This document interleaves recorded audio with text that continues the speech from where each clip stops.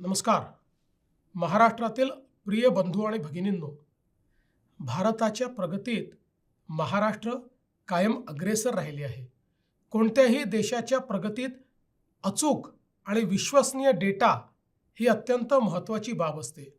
आपण जाणताच की आता 16व्या राष्ट्रीय जनगणनेची प्रक्रिया सुरू होते आहे. महाराष्ट्रात स्वगणनेचा टप्पा 1 मे पासून सुरू होतो आहे. ही पहिली डिजिटल जनगणना असल्याने हा ऐतिहासिक टप्पा आहे.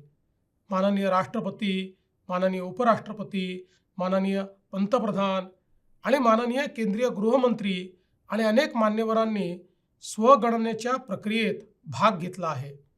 हा स्वगणनेचा टप्पा 1 ते 15 मे 2026 या कालावधीत होईल.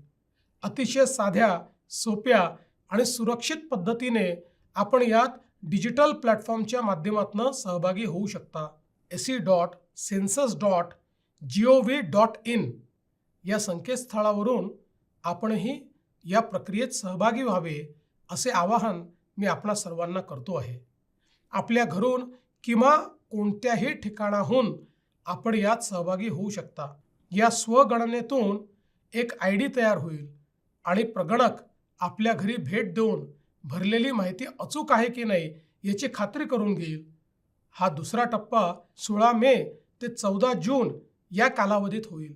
समजा पहिल्या टप्प्यात काही माहिती भरायची राहिली असेल तर ती या दुसऱ्या टप्प्यात भरून घेतली जाईल.